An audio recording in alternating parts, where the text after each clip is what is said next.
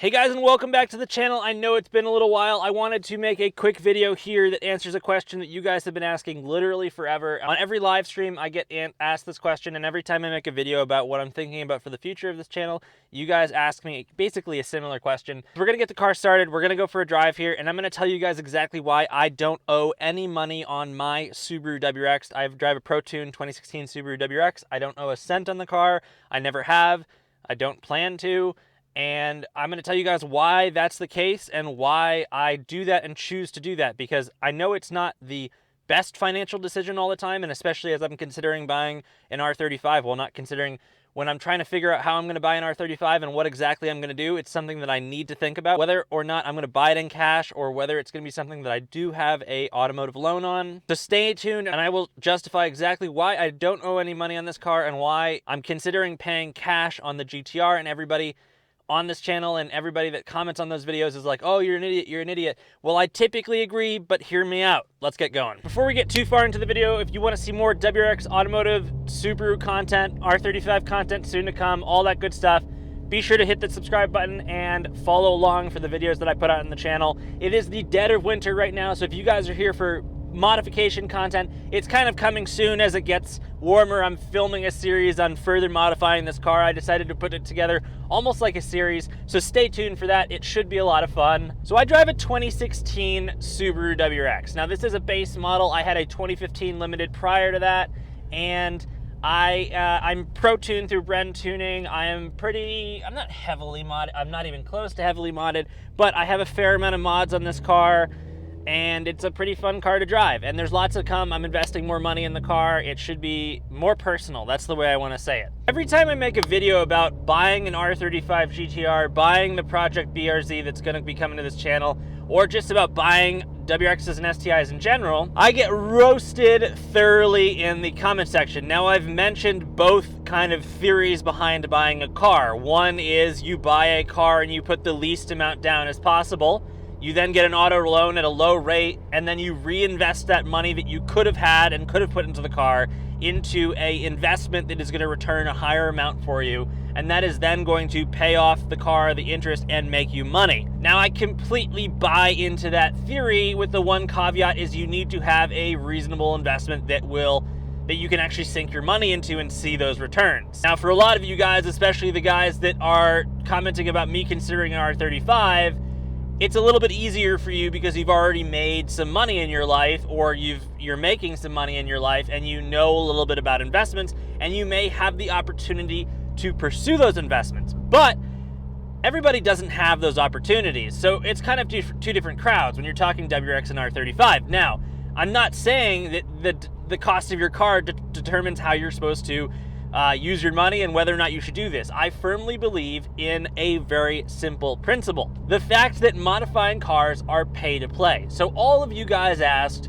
as somebody that is into personal finance and entrepreneurship, like I am, why in the heck do you own your car outright and not have that money working for you? Well, it's all about pay to play for me and risk tolerance. Now, again, you guys are gonna say, if you're making money with the money that you could be making in your car, you're in a better situation. Now, hear me out, right? Modifying cars and car game in general is all about liquidity. If you disagree, I think you're wrong. And I think that if you really evaluate what you're looking for in a car, you'll agree with me.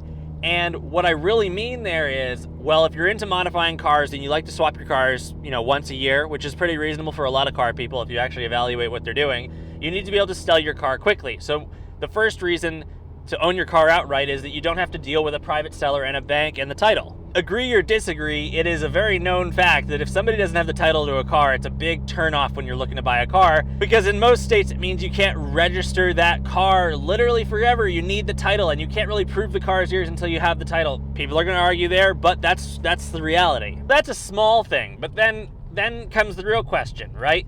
When you modify your car, what happens? You run the risk of damaging your car, or the transmission, or the engine, right?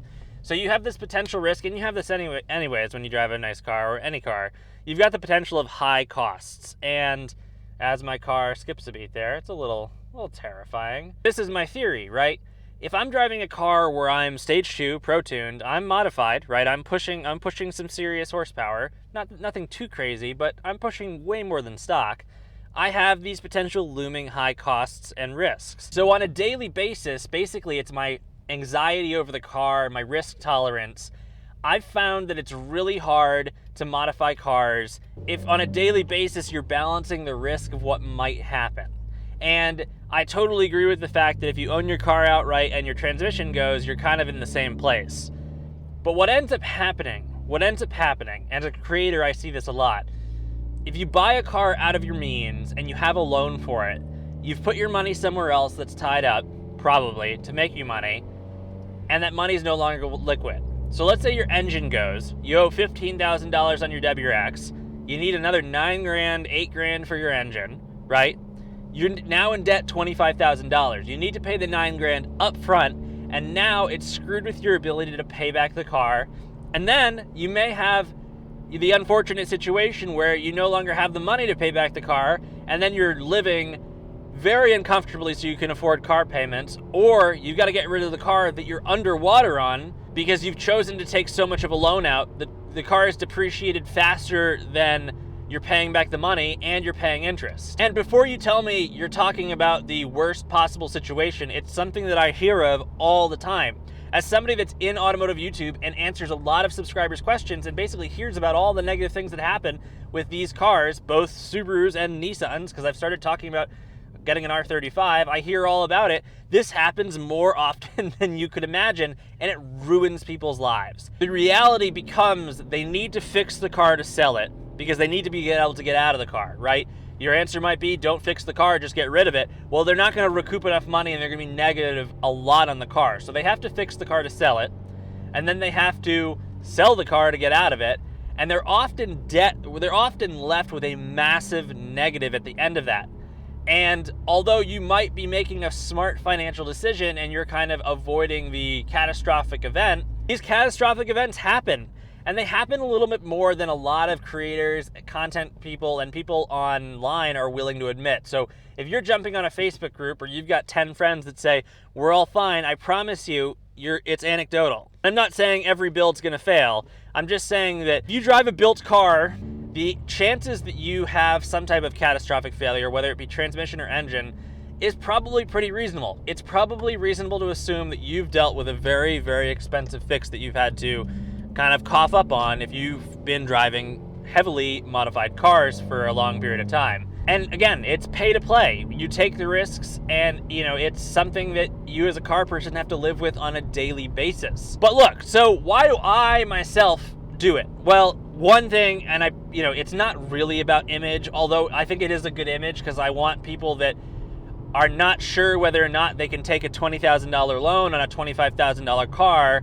I want them to realize it's not a good choice, because those are the people that also don't have the money management skills to then keep themselves from modifying and potentially further increasing their risk and their investment in their car. But it's all about how I feel on a daily basis. And, with that situation, having owned 2 WRXs for a cumulative pretty long period of time, I've just come to realize that the chances of me having to replace the transmission or potentially do engine work is just high enough that on a daily basis, I'm not comfortable being super negative in the car and having my finances tied up in an investment. And, there's no smarter reason than that I'm trying to employ here. It's just my personal level of comfort and what I'm willing to risk and feel like on a regular basis when I'm using this car. And I'm not telling you guys this is financial. I completely agree that in a real world situation, I probably could have made a couple $1,000s at this point on my money. But is that couple $1,000s worth the constant nagging anxiety for the 3 or 4 years of owning this car if I were to owe a lot of money on it and have my money tied up somewhere else? The real answer is I don't know, probably not. When I got my first WRX, I did what a lot of people do. I was young enough that I needed to build credit, so I took out a small auto loan for the car. I had the full cash ready to buy the car. I bought the car for like $23,000, and I decided that I was gonna take, I think the car loan was $4,500, and I took that $4,500 and I just put it in a savings account. I took the loan out and I paid that loan for like 2 years. The minimum on the loan, it was like 2% APR. I paid the minimum on the loan so that I could build credit. After 2 years, I took what was left in the savings account, and then I just went and paid off the car, and it helped me build credit. And at that point, I was still getting into credit cards. I was really building my credit to get a credit card to then further build my credit. So a lot of you guys are gonna ask, what are my plans to do with the R35? Now, this is a different scale, and I feel fortunate that I'm able to look for this. I'm not sure when exactly I'm gonna make the purchase because it needs to be the right car for the right deal, because I am stretching for it pretty significantly. And because of that, likely I'm actually going to take a loan on it. And I am gonna employ the thought process of I can use that money invested somewhere else. Now, because I'm also stretching pretty heavily to be able to purchase the car, because I'm early into my career and I just have other expenses like my house, I wanna have some money not tied up in a vehicle. I need it to be free. I need to be able to move it around. That's gonna basically solve any problems that come up between then and now. And I think my takeaway is that if I were to be heavily modifying my WRX, and I guess to backtrack a second, the reason I mentioned the auto loan on the previous WRX was the reason I paid it off so quickly, other than ending the credit, was just the fact that I got uncomfortable modifying the car because I owed money on it. And maybe that's me, maybe that's, a personal anxiety issue, I don't know really, but I think it was pretty reasonable, and I felt a lot more comfortable putting parts in the car once I had it paid off. And I think it's just a good practice to be that way. More often than not, you would be shocked at how many people are stretching, absolutely stretching to purchase these cars, and then they go and put $3,000 in parts on them, and I have no words to what that does to people's finances. Let's take a quick break here and get some gas. All right, so I'm back. I was just at the gas station. Let me take off my masks. I wear an N95, and then I wear a couple surgical masks over it. I'm in a city. COVID's pretty bad around here.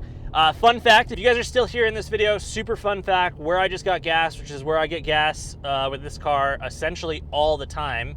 I don't really go anywhere else unless I'm on a road trip, is exactly where the guys from Gears and Gasoline stopped to get gas in Massachusetts with their RX-7s when they were doing we're driving to every state in the lower 48 with the RX-7s. It's too bad I wasn't there at the exact time that they stopped there, because that would have been cool. But I was just at the same spot because that was the same spot that was open. That's a little fun. I don't know if you guys have watched that. If you haven't watched that, it's a fun thing to watch. So, to kind of close this video, I think, one of the big reasons that I wanted to make the video is to protect you guys. And I know that a lot of people look at this channel and look at the information that I give them as real information to consider when they're choosing what to do. And my warning to you, although making money on your money is great, make sure you're okay with the risk tolerance, because there's nothing worse than buying a car and finding that you're uncomfortable owning it, essentially, and you can't do what you want. And try to stay within your means and do your best not to get upside down on the car, because it's a life-changing experience if you find out later that you're gonna owe lots of money. I just recently was talking with somebody, and I remain unnamed, but they owed $19,000 on their STI, and their engine and transmission needed to go work. They needed to actually replace the engine, and they needed to do some work on the transmission. It was a little unclear, but essentially they ended up spending just under $13,000 to get the car back up and running. They were then in debt a significant amount of money, more than the car was worth, more than they paid for the car in the first place. And they had been paying it off for years and years and years, and they stretched a little bit because they said, hey, they basically did the same thing that I'm doing, considering the R35. The only difference is I've got this car essentially as collateral. If something were to happen, I could sell this car, and that's another beautiful thing about owning your car outright. But you guys kind of understand what I'm saying here, and that it's all about risk tolerance, and it's all about how comfortable you are with the car. I understand if you make lots of money and you do a lot of investing, there are better places to put your money, but that's not for everybody, and it's certainly not for the people that don't have the reach to use those kinds of investments that are relatively liquid and have high yields, especially in today's market.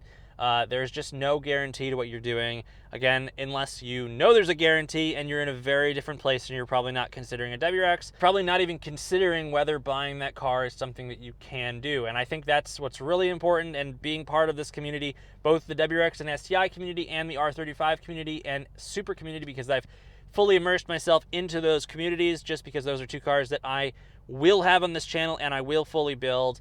And you'd be surprised, most of the people that are giving you information and providing this information and commentary on, take the biggest loan possible so you can invest your money, are people that do this for a living. They have investments. They're at a different stage in life than most of us. And yes, their investments pay them a lot of money. And yes, it's not crucial that their investments are liquid, and their consideration of what everybody has, and this isn't a bad thing, what everybody has as a kind of like safe fund is very different. I mean, the great perspective for you guys that are in that group that are disagreeing with me right now is a lot of people, a couple $1,000s is a good safety net for them. It's just different when you're in a different stage in life, in a different position. For me, a safety fund is like, I'd love it to be a full year's salary. It's going to be a couple years before I can put that money away for a full year's salary and for a safety fund. I just can't do that right now, and most people can't. Think about what I'm saying. If you were interested in this topic, that's exactly why. I bet you this video isn't going to get many views. I know it's not a heavy topic. That said, guys, if you want to see more videos, definitely subscribe to the channel. I've got some crazy cool build stuff coming to the channel and just some crazy opportunities with parts, modifications, and it's really going to change the focus of this channel. This channel is very informative, delivering information, all that good stuff. I will still keep doing that, but I'm going to start integrating some pretty heavy build, how-to, that kind of stuff, because I realized somebody said to me, the other day, well, you really run a vlog channel. And I was like, my first reaction was, no, I don't. I don't know how to vlog. I'm terrible at vlogging.